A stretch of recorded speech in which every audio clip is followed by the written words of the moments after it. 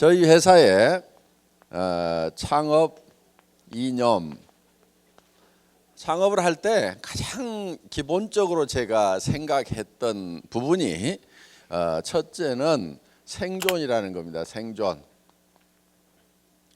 기업은 절대로 망하면은 안 됩니다.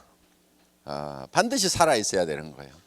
왜냐하면은 제가 한번 망해봤더니 이 망하는 것 자체가 범죄 이상의 어떤 피해가 발생을 하는 거예요. 그리고 경영자도 실패를 하게 되면은 사실은 범죄자 취급을 받습니다. 그래서 절대로 망하면은 안 되겠다. 그런데 망하지 않으려고 하면은 망하는 이유를 알고 있어야 되고, 그리고 거기에 대한 대비책을 가지고 있어야 된다 하는 거예요. 기업이 망하는 이유는 간단합니다. 비용 때문에 망합니다. 비용이 발생 안 하면은 그냥 문 열어놓고 그냥 계속 가도 돼요. 그런데 이 고정적으로 발생하는 비용 때문에 이 망하게 된다 하는 거예요. 그래서 이 비용이라는 것이 이제 고정비하고 변동비로 나누게 되는데, 고정비 중에서 예를 들면 가장 큰 게 인건비입니다. 인건비. 그리고 이제 사람이 있으면은 사무실도 있어야 되고, 이런 임대료가 나가게 되고, 기타 등등 회사가 존립하는 데 있어서 필요한 그런 비용들이 나가는데, 이 인건비를 줄일 수 있는 범위 내에서는 완벽하게 줄여야 되겠다. 그러면은 완벽하게 줄이는 것은 어디까지 줄이는 거냐면은 제로화 시키는 거예요. 제로화. 그렇죠? 제로가 돼 버렸어. 그러면은 더 이상 줄일 수가 없어요. 그게 이제 절대치가 되겠죠. 그래서 비용이 발생하는 가장 큰 요인인 사람을 줄이는데, 제로 상태까지, 그러니까 무인 상태까지 줄이겠다 하는 거예요. 그래서 저희 회사에 지향하는 그 경영 방침 중에 하나가 무인 회사를 만들겠다 하는 것이 목표입니다. 그렇게 하려고 하면은 이제 전산화를 해야 된다 하는 거예요. 전산화를 통해서 컴퓨터가 대신 일을 할 수 있도록 함으로 말미암아서 인원을 극소화해야 되겠다 하는 거예요. 왜냐하면은 성장에 따라서 거기에 이런 인력을 확충을 하고 거기에 맞춰서 비용이 성장하는 데 따라서 점점 증가를 하게 되는 겁니다. 그런데 이 매출은 어느 상황에서 급격히 감소를 하는 그런 사태가 생길 수도 있는데, 인력을 급격하게 그만큼 줄이기가 힘이 드는 거예요. 그러다 보니까 이제 그 인력에 들어가는 비용을 감당을 못해서 기업이 도산을 해버리는 경우가 있다 하는 거예요. 그래서 저희 회사는 절대 망하지 않는 회사를 만들어야 되겠다. 저는 뭐 월급쟁이 시절에도 뭐 공장도 짓고 뭐도 하고 다 잘 했어요. 성공적으로 잘 했는데, 제가 이제 그 제가 기업을 창업을 해서 인터넷 백화점을 차려 가지고 이 일을 하다가 망했어요. 망한 요인은 지금은 이제 인터넷 쇼핑하고 하는 것들이 아주 일반화되어 있지만은 13년 전, 14년 전만 하더라도 그렇게 일반화되지가 않았었습니다. 그래서 시대를 너무 앞서가다 보니까 시대가 나를 못 따라오는 거예요. 그러다 보니까 쫄딱 망한 거예요. 그래서 기업은 절대로 망하면 안 된다. 그러니까 망하는 원인이 뭐냐면은 바로 비용 때문에 망한다. 저희 같은 회사는 특히 인건비를 줄여야 되겠다. 인건비를 줄이면은 사무실 임대료도 줄일 수 있고 모든 비용들을 다 줄일 수가 있어서 결국은 무인 회사를 만들어야 되겠다. 무인 회사를 만드는 방법은 전산화를 통해서 사람이 없어도 컴퓨터를 중심으로 돌아가는 회사를 만들어야 되겠다 하는 것이 이제 저희가 생존에 대한 기본적인 생각입니다. 자, 두 번째는 속도라는 겁니다. 속도. 자, 이제 생존하니까 존재는 하죠. 그러면은 그 다음에는 성장을 해야 되는데 활성화시키고 하는 개념은 속도의 개념이에요. 그래서 덩치를 키우기보다는 속도를 빨리 하는 것이 굉장히 중요합니다. 자, 이런 개념이에요. 이런 파이프가 있어요. 여기에서도 물이 나오고 여기에서도 물이 나옵니다. A와 B가 있어요. 어느 파이프에서 물이 많이 나올까요? 그런데 다 B라고 생각을 하지만은 여기에다가 속도의 개념을 집어넣어 가지고 여기에서는 사정없이 빠른 속도로 나오는데 여기서는 줄줄줄줄 쏟아져. 그럼 어디가 더 물이 많이 나올까요?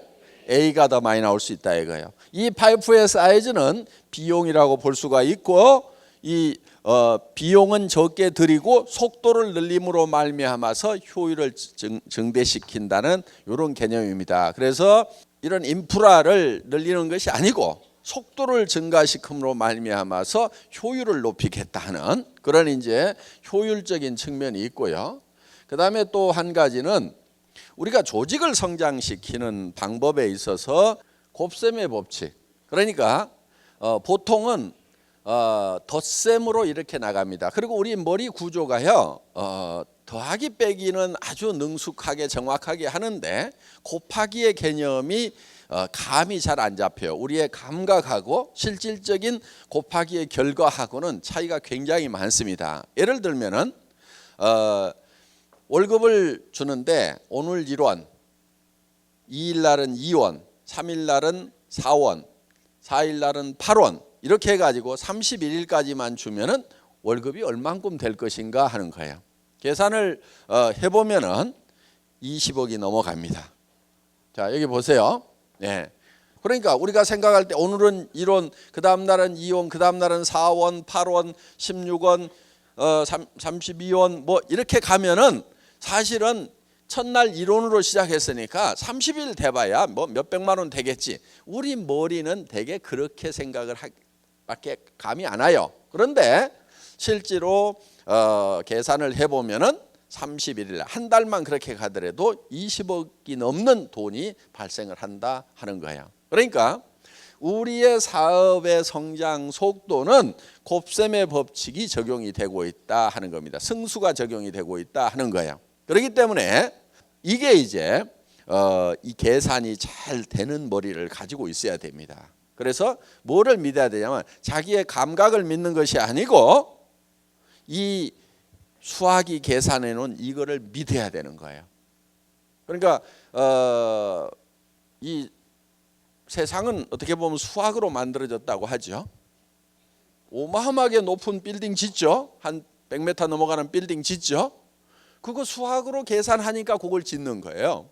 보통 사람들 생각할 때는 그런데 그 밑에 이런 빔을 보면은 이게 이 빔이 과연 이 100m가 넘는 300m가 넘는 100층이나 되는 이 건물을 버틸 것인가 못 버틸 것 같은데 건축 설계하는 사람들은 다 계산을 해서 정확하게 버틸 수 있도록 계산을 해놓은 거예요. 그러니까 그 건물이 버티고 있단 말이에요. 우리가 느끼는 감각하고 실제로 수학적으로 계산을 했을 때하고는 다르다. 그런데 우리는 뭐를 믿어야 되냐면 수학이라는 걸 믿고 가야 된다 하는 거예요.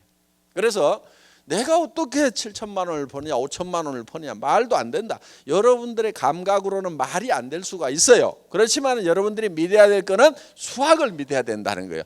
곱셈의 법칙을 믿고 가야 된다는 겁니다. 그렇기 때문에 우리는 엄청난 속도가 난다 하는 거예요. 그래서 평생 20년 30년을 월급쟁이를 해도 700만 원 1000만 원 받기가 힘든데 우리는 정말 3년 5년 만에 그 10배에 다다르는 5천만 원 7천만 원을 벌 수가 있게 된다 하는 겁니다. 그러니까 이거는 수학이기 때문에 가능한 거예요.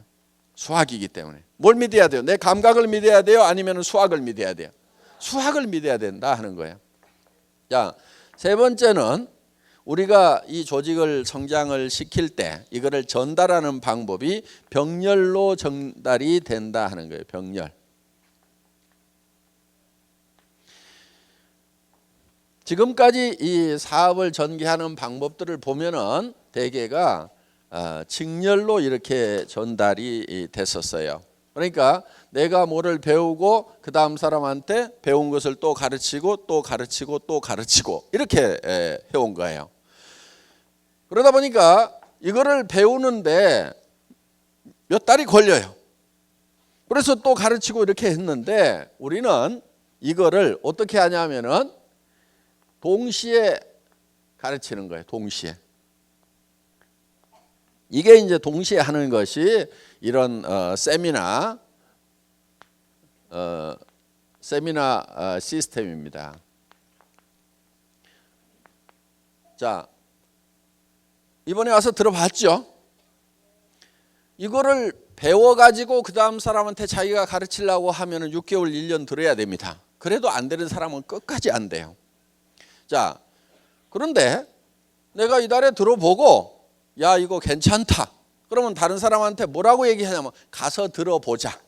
그럼 나도 아직 다 안 배웠지만은 그 사람도 같이 앉혀놓고 같이 또 복습을 하고 또 배우는 거예요.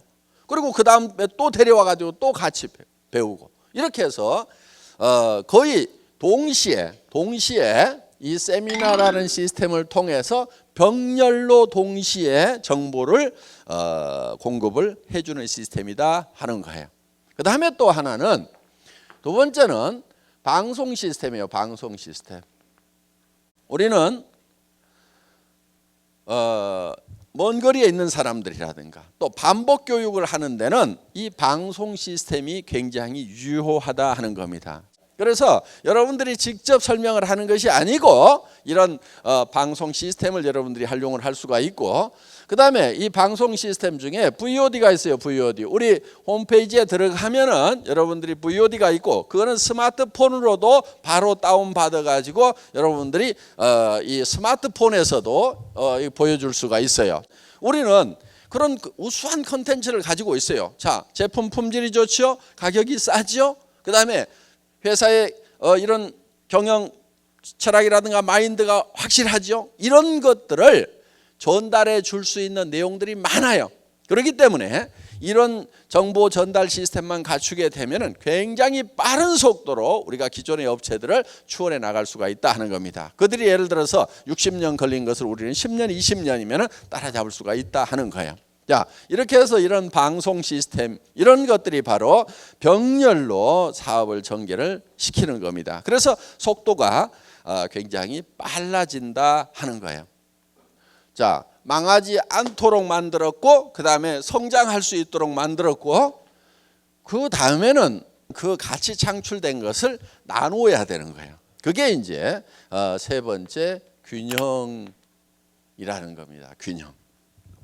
자, 창출된 가치를 잘 나눠야 돼요. 균형 잡히게 나눠야 돼요. 왜 균형 잡히게 나눠야 되냐면은 우리가 가지고 있는 재화라는 것이 항상 유한하기 때문에 한정되어 있기 때문에 유한한 재화를 가장 효율적으로 나누는 것은 균형 잡히게 나눠야 된다 하는 거예요. 이런 개념이에요. 나무통 이론인데 예를 들어서 이런 옛날 나무통 있죠. 이렇게 판자를 가지고 이렇게 만들어 놓은 나무통이 있어요. 그러면은 이 나무통에다가 물을 가장 많이 담는 방법은 이 나무의 높이를 똑같이 해줘야만이 가장 물을 많이 담을 수 있어요. 어느 한 판자 하나를 이렇게 높이고 이 판자를 이렇게 낮추면은 이 높은 걸로 물이 담기는 것이 아니고 어디에 담겨요? 제일 낮은 수준으로 이 수준밖에 물이 안 담기게 된다 하는 거예요. 그러면은 자, 그 불균형이 생기게 되면은 누군가는 손해를 봤다고 생각하고 떠나버리게 된다 하는 거예요. 자, 그러니까 우리 주변에 우리가 있으면은 우리 주변을 우리를 구성하고 있는 이 구성 요소들이 있어요. 그걸 이제 기업에서는 되게 고객이라는 표현을 쓰는데 내부 고객이 있고 외부 고객이 있어요. 그러면은 자, 애텀이라는 회사가 있으면은 우리의 고객 중에 우리 사업하시는 분들이 외부 고객이죠. 사업자들이. 그렇죠? 그럼 여기는 뭘로 나눠줘요? 수당이라는 걸로 잘 나눠줘야 된다 하는 거예요. 이 수당도 나눠줄 때 어떻게 나눠줄 거냐 하는 거예요. 어떻게 나눠줄 거냐? 자, 어떤 회사는 이 수당을 일부 사람에게 사정없이 많이 이렇게 줘버리는 경우가 있어요. 수당이 받는 분포를 보면은. 그래서 스타 플레이어를 만들어 가지고 예를 들면은 1년에 막 100억도 수당을 받아. 한국에도 그렇게 받는 사람이 있어요, 지금. 한 100억 받아. 그런데 회사는 대한민국에서는 35%만 주도록 법 규정이 있어요. 그러면 같은 35%를 가지고 엄청나게 받는 사람이 있다고 하면은 회사가 겉으로 내세워 가지고 띄우기는 좋아요. 우리 회사에 한 달에 10억씩 받는 사람이 있다. 이렇게 띄우기는 좋은데, 그런데 그 10억을 준 걸 어디서 갖다 준 거냐면은 이 사람들을 쫄쫄 굶기면서 여기다 갖다 줬단 말이에요. 그래서 우리 회사는 그렇게 안 줘요. 이만큼만 줘요. 이만큼만.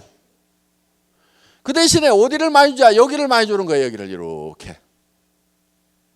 그래서 우리 회사의 이 수당을 받는 것을 보면은 예를 들면은 2억 이상 받는 사람도 제법 있고 1억 이상 받는 사람도 그보다는 더 많이 있고, 그 다음에 5천만 원 이상 받는 사람 더 많이 있고, 그 다음에 이렇게 연봉 뭐 2천, 3천 되는 사람들, 이 분포가 이렇게 돼 있다 이거예요. 그런데 다른 회사들을 보면은 이거를 다 끌어가지고 누구한테 줘버리냐면 이렇게 준단 말이에요. 스타 플레이한테 사정없이 몰빵으로 줘버리고 그 사람을 쫙 띄워가지고 그냥 자기도 그렇게 보는 줄 알고 다 몰려들도록 이렇게 해놨어요. 그래서 애터미에서는 야, 이 슈퍼스타들 당신들 능력 있고 하지만은 5천만 원만 벌어도 돼. 나머지는 요리 좀 내려줘. 그래서 좀 능력 없는 사람들도 좀 먹고 살게 해주자. 그래서 끌어내린 거예요. 그러니까 나는 5천, 7천, 1억 가지고는 만족을 못한다. 그럼 애터미 사업을 하시면 안 돼요. 애터미에서는 그 이상 안 주게 돼 있어요. 그러니까 그렇게 주는 회사를 찾아가세요. 분명히 안 나온다고 그랬어요. 왜 안 주냐고 나중에 얘기하지 마세요. 예, 미리 말씀드립니다. 그렇게 줄 수 있는 회사로 가시라 하는 거예요. 저희 회사는 5천만 원만 벌어도 한 달에 5억 버는 사람이나 한 달에 5천만 원 버는 사람이나 삶이 제가 봤을 때는 비슷해. 그래서 5천만 원 받는 사람이나 5억 받는 사람이나 삶의 질에 있어서는 비슷하다. 그래서 재화라는 것은 한없이 많다고 그래서 효용이 한없이 올라가는 게 아니에요. 이 한계 효용의 법칙에 의해 가지고 많아지면 효용이 떨어져요. 그러니까 이렇게 많아지면은 효용이 떨어지니까 이걸 효용 있는 쪽으로 낮추자 하는 거예요. 그래서 균형을 잡아주자. 이 먹는 것도 마찬가지예요. 한없이 많이 먹으면은 나중에는 이게 이 욕망이 더 이상 효과가 없어지는 거예요. 이미 배가 불러버린 사람에게 더 먹으라고 그러면 나중에는 고통이 될 수가 있어요. 그래서 이 돈 버는 것도 없을 때 그때 가장 유용한 거예요. 저는요, 세상에서 제일 큰 돈이 300만 원이더라고요. 제가 살아오는 동안에 제일 큰 돈이 300만 원이었어요. 왜? 몸이 아프고 회사 망해가지고 월세방 살면서 제일 큰 돈이 300만 원. 지금은요, 그 당시에 300만 원을 쓰면서 고민하는 그때 저한테 줬던 스트레스 그 비중은요, 지금 1억을 쓰면서 의사결정하는 것보다도 훨씬 더 힘들게 의사결정을 해야 되는 거예요. 그러니까 지금 저한테 1억이 큰 것이 아니고 제가 월세방 살이 하던 시절에 300만 원이 지금 1억보다도 훨씬 더 큰 돈이에요. 여러분들도 마찬가지일 거예요. 지금 1억보다도 더 큰 돈이 생활비 300만 원이 훨씬 더 커요. 그러니까 여기에다가 효용이 낮은 쪽에다가 이렇게 쌓아놓을 것이 아니고 300만 원 벌 수 있도록 500만 원 벌 수 있도록 이쪽으로 내려주자 이거예요. 그러면은 우리가 가지고 있는 재화의 효용이 전체적으로는 올라가는 거예요. 이걸 극대화시킬 수 있는 거예요. 그래서 한쪽으로 쏠리는 것을 잡아줌으로 말미암아서, 균형을 잡아줌으로 말미암아서 우리 안에 쌓여 있는 재화의 효용을 극대화시키겠다 하는 것이 이제 이 수당 체계에 있어서도 균형 감각을 가지고 만든 거예요. 어떻든 그렇게 이제 예를 들면은 초기 사업자한테는 얼마를 줄 것인가. 예를 들면 판매사 가는데 얼마죠? 250만 PV, 250만 PV죠. 이거를 200만 PV로 해가지고 또 시뮬레이션 해보고 150만 PV 해갖고 시뮬레이션 해보고 그 다음에 300만 PV 해갖고 500만 PV 해갖고 수도 없이 시뮬레이션을 해본 거예요. 지금은 250만 되어 있지만 이 숫자를 결정하기까지는 저는 모든 숫자가 다 들어가 있었어요. 그래서 그 다음에 250만 해가지고 판매사 가는 거하고 100만 해가지고 가는 거하고 100만이 더 좋을 것 같죠. 그런데 문제는 뭐냐? 나오는 수당은 그만큼 줄어드는 거예요. 그러면 여기서 도전을 할 만한 가치가 계단처럼 돼 있어야 돼요. 계단, 이렇게 계단이 있죠, 이게. 이 계단이라는 것이 너무 크면은 아이고 못 올라가겠다. 안 올라가. 너무 짜잘하게 해놓으면 어떻게 하느냐? 여기서 여기를 안 가. 왜? 올라가 봐야 별 볼 일 없으니까. 그래서 계단의 사이즈를, 크기를 적당하게 잡아내는 거. 도전해서 받으면 상당히 기분이 좋고 도전을 해볼 만큼 만만하게도 보이고, 요게 이제 숫자가 전부 심리적인 부분까지 다 반영이 돼야 되는 거예요. 그러니까 경영자가 현장에서 뛰어보고 사업을 해보지 않았으면 이런 숫자를 못 만들어내는 거예요. 그런데 저는 사업자도 해봤다고 그랬잖아요. 제가 현장에 감각이 있으니까 어느 정도 계단을 사이즈를 해야 되는지를 만들어낸 거예요. 어떻든 이런 걸 가지고 이렇게 이제 밸런스를 잡아놓은 거예요. 이게 전부 다 균형을 잡은 거예요. 그래서 사업자들은 수당 면에서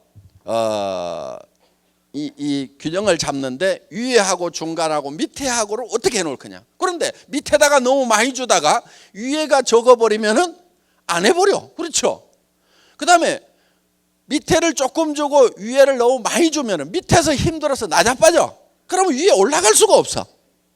그래서 이제 이걸 적당하게 요걸 균형을 잡는 그 작업이 있었다 하는 겁니다. 그 다음에 사업자 옆에 소비자가 있어요. 소비자. 이 소비자한테도 적당하게 돌려줘야 되는 거예요. 예를 들면은 사정없이 더 싸게 했어. 그랬더니 수당 줄 돈이 없어. 그럼 돼요, 안 돼요? 안 되죠. 그러면 안 되는 거예요. 그래서 여기 있는 제품들을 보면은 가장 기본적으로 우리를 받쳐주는 것은 결국은 소비자예요. 그렇죠? 그래서 우리 회사는 사업자가 소매 마진을 붙여서 팔아도 소비자들이 이익이 될 만큼 그만큼 소비자 이익을 많이 챙겨놨다 하는 거예요. 그래서 우리 사업자들이 회원이 130만이 넘어갔다고 하지만은 실질적으로 대부분은 소비자들입니다. 소비자들. 그냥 물건만 쓰기 위해서 등록하고 회원 등록하면 싸게 쓸 수 있거든. 이러니까 등록한 사람들이 70% 80%예요. 그래서 소비자의 이익도 우리는 적당하게 잘 챙겨놨다. 여기에도 나눠준다 이거예요. 분배를 해주고 있다 이거예요. 자, 사업자한테도 수당이라는 거. 이건 35% 나눠주게 돼 있어요. 35% 나눠주고 소비자한테는 더 좋은 거를 더 싸게 팔고, 그러면 그들에게도 이익을 나눠주는 거죠. 자, 그 다음에 여기에 생산자들이 있어요.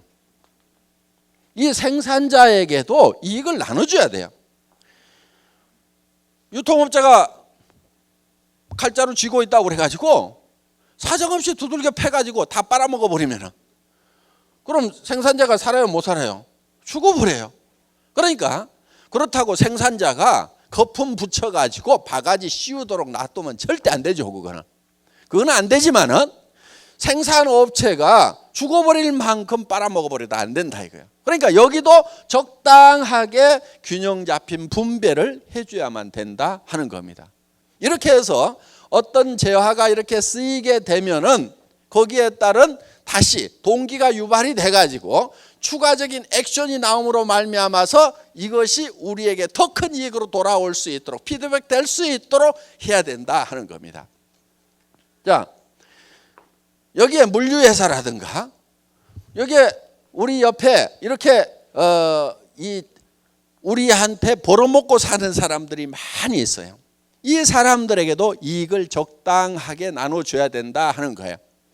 그래서 이런 것들이 균형 있게 이렇게 배치가 되면은 여기 있는 사람들이 다 만족을 하고 더 활동을 더 해서 더 많은 부가가치를 창출하고 그거를 또 분배를 시키고, 그러니까 이 균형이라는 것은 이제 경제 활동이 부가가치를 창출하는 거, 그거를 분배하는 거, 이 크게는 두 영역으로 이렇게 돼 있다고 하면은 우리가 첫째는 생존해야 되고, 그다음에 이 속도라는 것을 가지고 우리는 부가가치를 폭발적으로 창출을 시키는 거예요. 그거를 균형 잡히게 분배를 함으로 말미암아서 영속성을 보존할 수 있고, 그다음에 거기에 따라서 동기부여가 돼가지고 더 큰 이 부가가치 창출할 수 있는 동력으로 활용을 하게 된다 하는 거예요. 그래서 이렇게 많이 받아갖고 남는 사람도 없고, 너무 적게 받는다고 우리한테서 떨어져 나가버리는 사람도 없고,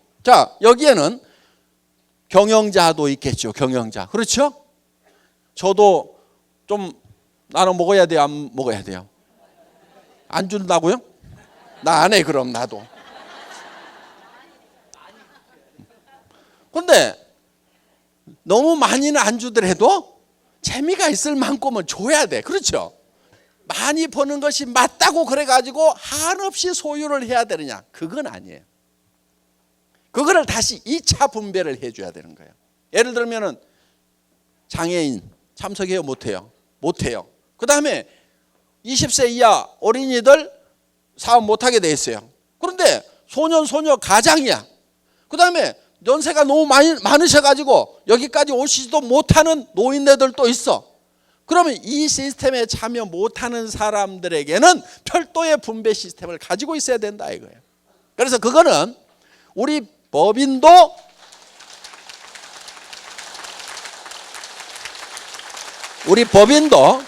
그 시스템에 참여를 할 거고, 저도 개인적으로 보는 것이죠. 그러면 거기에 대해서 또 다시 제2차적인 분배를 할 수 있는 시스템을 갖춰야 된다 이거예요. 그래서 일정한 금액 이상이 되는 부분에 대해서는 그거는 흘러 넘쳐 가지고 다른 쪽에 또 분배가 2차적인 분배가 돼야 된다. 그래서 제일 좋은 분배는 이 우리 애텀이라는 회사의 기업 시스템 안에 들어와 가지고 활동을 하면서 역할을 하면서 여기에서 자기 몫을 분배 받아가는 것이 제일 좋아요. 좋고, 그 다음에 할 수 없이 커졌어. 그러면은 거기에 대해서는 2차적인 분배를 해서 주변에 또 안전장치를 마련해 놔야 된다. 애텀이 사업하는 사람만 무지무지하게 부자고 못하는 사람들은 쫄쫄 굶고 있고 맨날 다 거지돼 있으면은 그 살기 좋겠어요? 그래서 그 사람들에게도 뭔가 사회적으로 돌아가는, 이렇게 해서 분배가 잘 되면은 효율이 극대화되는 거예요. 그러면은 이게 전체가 계속해서 발전을 하는 거예요. 근데 이게 언밸런스가 져가지고 어느 놈이 너무 많이 빨아먹어 버린다. 예를 들면 사업자 중에서 사업자가 사정없이 세가지고 많이 빨아가 버리는 경우도 있어요. 가부와 와가지고 어떤 식으로 빨아가냐면은 사업자 협의회가 회사에 납품 공급권을 가져. 그거 안 주면 우리 다른 회사로 가겠다. 그러면 경영자가 그걸 주라고 그래. 그러면 수당은 35% 이상 못 주니까 납품하면서 거기서 기업을 하나 차려가지고 여기 통과시키면서 이렇게 해가지고 사업자들이 이익을 남겨먹는 이런 수법들 내가 알아. 어떤 회사가 했는지 안단 말이에요. 이런 거 못하게 하는 거예요. 그러니까 우리 회사는 예를 들면은 그런 거를 요 회장도 할 수가 있어요. 그렇죠? 납품하면서 중간에다 회사 하나 넣어가지고 여기다 이익 떨어뜨리고 이런 거 할 수도 있단 말이에요. 이런 거를 하면은 절대로 안 되는 거예요. 이거를 못하게 하는 거예요. 제 아주 친한 분이 이거를 하겠다는 거예요. 아니 나 혼자 먹겠다는 거냐, 너한테도 좀 나눠줄 테니까 회사 하나 차려가지고 중간에 거쳐가지고 내가 납품을 해주겠다 이거야. 그래가지고는 하겠다는 거. 이 친구하고 내 사이 나빠졌어요. 하지 말아라. 그런데 쟤 변했다 이거야. 쟤 변했다 이거야. 어차피 금 받고 하는데 그 자기가 좀 여기서 해가지고 같이 나눠 먹자는데 얘가 나빠졌다는 거예요. 제가 나빠졌어요?